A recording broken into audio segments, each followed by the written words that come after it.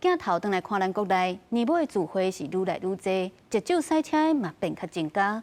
今仔11月，湘北就掠超过900件酒驾，而且有民间团体指出，最近超商咧卖掺威士忌的咖啡，竟是佮做了无够，恐惊会予民众有食酒赛车的风险。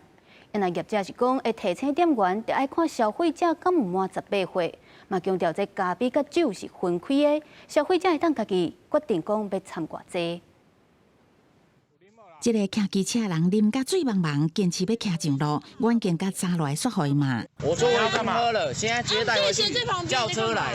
查某人讲话无站实，经过酒精测量了后，酒精浓度0.8，啉酒较会误大事，佫会提高事故发生率。先生，你现在酒测值1.41了吼。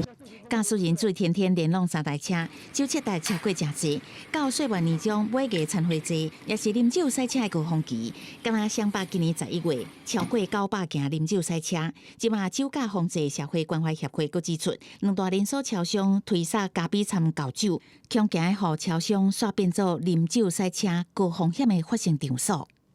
我请同事去买了，他买的时候他只有问你，我要不要帮你把酒倒进去？如果你别的做不到，你至少你必须要清楚地告诉他，这是烈酒，40%的酒精，喝了会酒驾。点名连锁超商提醒做了无够，若是讲一定要卖，袂使干那靠文字做警示。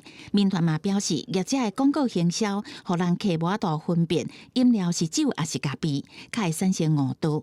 嘛烦恼，若做因管控无严，安尼未成年为了试啉一个，开钱都买得到。感觉应该不会吧，因为他既然这样出，他应该就是不会到喝醉的地步吧？一杯就不行了，它是酒咖啡，然后加了酒以后会有微醺的效果，那不是变相的在做这个酒类的促销吗？好像这样喝起这种咖啡感觉会更好一些。超商用小可帮忙来促销，消基会就质疑是咧鼓励啉酒。